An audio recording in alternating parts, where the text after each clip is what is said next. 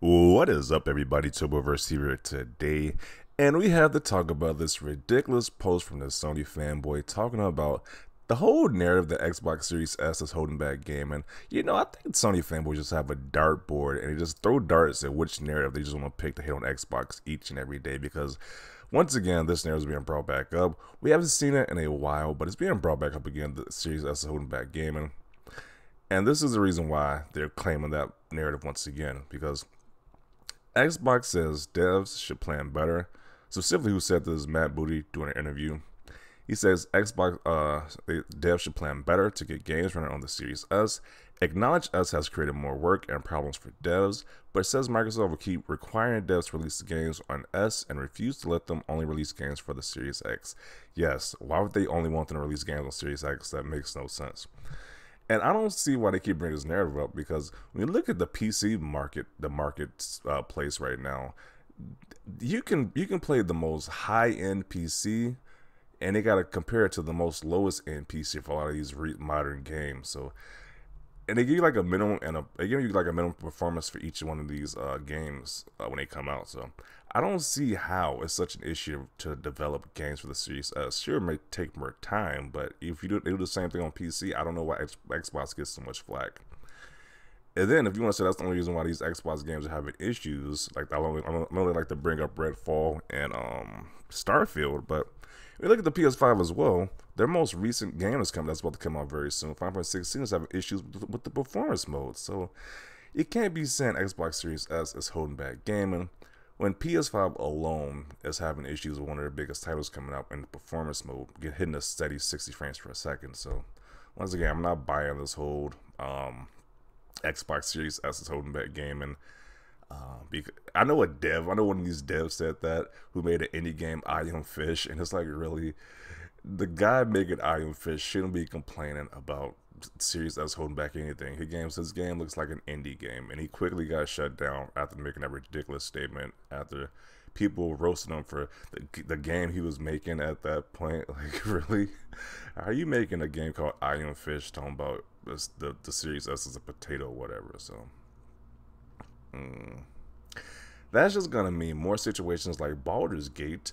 Why do these clowns still have their jobs? Funny how he mentions that, because the developers behind Baldur's Gate never confirmed that the Series S was the reason why they're having they gotta take longer for the Xbox version of Baldur's Gate. They never stated why, but the fanboys just went to that conclusion that's the Series S holding everything back, when that doesn't make any sense, because they have to progress games for PC as well, and there's lower spec PCs in the Series S. So this narrative is just nonsense at this point. Hence, a lot of them leaving. What big developer is leaving the Xbox platform? Please inform me of that. They keep making this statement, but none of them are leaving. No big company, no big publisher is leaving Xbox. That's just Sony fanboy nonsense at this point. Abandon this platform. Okay. I don't think that's going to happen anytime soon. Sounds like they want to keep an even playing field between the two consoles, but that might make them both suffer a bit in terms of performance/quality. Well, I'm guessing their research says that it's best to do it this way. Okay. It should be the other way around. They should cater to the devs and what they need, and not force them to get something running on a system that is creating problems, which is Xbox's fault. Not the system is creating problems. Where is this narrative coming from? Like, what? Oh, man. It's not like it's. How dare the devs have to work a little bit longer to make sure the game works on Xbox Series S and X? It's like, how dare they have to work when they make games for a living? Oh boy. Guess more devs will plan to release games on PC and PS5 only then. Once again, what big devs are doing this unless they're getting paid by Sony specifically to do this? Not too many, if any at all, at this point. If Sony isn't alright paying them, they're not doing it. They're not gonna skip the Xbox platform. So this is why PlayStation is preferred amongst the industry. The PS5 was designed to be easier for game devs. Okay, what does that got to do with me as a consumer? This was the worst idea. Devs had to spend extra time optimizing for this thing. Oh, whoop-de-doo. People who make games for a living have to spend longer making games.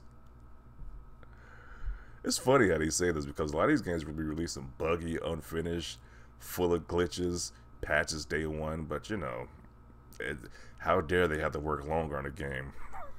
All the humanity. Well, they could use all the resources of the real next-gen consoles, which the Xbox Series S is. So take that L. Why do they try to disqualify the S so badly? Then they just made another Series S with more storage. Yeah, it actually looks pretty cool too. If I'd owned a Series X, I probably would have that black Series S. So they put in an investment. They sold a lot. They should require it. It's business at this point. Maybe a longer dev cycle can solve this, or a separate release window for the Series S. Or maybe they could just make the games longer, like what this guy said in the first half of this statement. Like, I agree with the first half. They just make the process longer to actually develop. Like, why is this even a talking point? Like, they gotta make it work for the Series S as well as X. Like, why? What's the big deal here? And they do the same thing for PC. People got these super old PCs and they work just fine. We don't complain about that, but you know, the Series S is just such a an anchor to the game industry. Just is completely just sinking it down to this point when it's like, that's not completely true, because you look at PS5, a lot of their games having the same issues, and it's only being developed for PS5, and a lot of the games is having issues as well. So, with performance wise, so let's see. Xbox Series S is miles ahead of a lot of the POS PCs people use to play Steam games. Optimizing for S is 1% of the work required to make it work on all PC configurations. But that is not a conversation you'd be willing to have. Yeah, they never want to talk about the crappy PCs people play to play these Steam games, but always want to trash the Series S. It just makes no sense. That's silly. The S is holding back consoles back. Gamers should not support games made to work on the S. As he has a PSN title in his profile name, so he's definitely not biased at all. Hopefully they don't cry when the same games skip the Xbox platform. What games are doing that? What major games are doing that? It's like some indie games that are doing that mainly. What major game is doing that? None.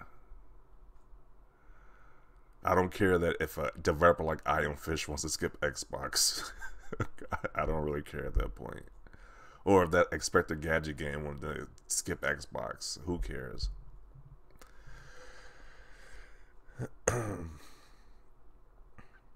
Oh, look, it's my daily Microsoft is bad fact. Yes, this dude is daily Microsoft is bad, Sony good. that's all this Twitter account is. That is BS. I can run Street Fighter at the lowest setting 720p on a mini PC without a GPU. The Series S is way higher than the lowest PC specs for all games. Most games get PC releases, so the devs have to do the work anyway. Final Fantasy 16 does not run at native 4K and struggles to reach 60 frames per second. They won't talk about this though. They will blame the Series S as much as possible, but won't talk about the elephant in the room with this PS5 only made game. Is Xbox Series S holding back Final Fantasy 16 as well too then? They won't mention that. Notice how he did not talk about this. They won't talk about this point at all. That's a big blaring flaw to the whole theory that the Series S is holding back gaming. It's like, if that's the case, then what's wrong with Final Fantasy 16 at this point then? And this is why we have spec fanboys. Series S is causing whole problems, but no murmurs, or we need to move on from PS4 now. Tears of the Kingdom too much for Switch to handle, or PC's why specs, a problem with performance, narrative excuses. Okay. This is how you start to lose more and more support for your dwelling hardware. What support are they losing? They give no examples of the support. Microsoft is just losing. Like, what are you talking about? They really want to stick with this narrative, but they use this narrative, but it doesn't make sense because they can give no examples of this narrative being true. More games skipping Xbox, love it. Phil Spencer, you're the biggest. You're the biggest F up walking. What is wrong with this guy? What games are skipping Xbox unless Sony's paying them off? What games are skipping Xbox? What big games, I should say. It's just funny how they have these little circle jerks of just like just hating on Xbox with this whole comment section is just Xbox hate fest right here. But it's like they can't give not one example of these games giving Xbox these major games doing so. Um,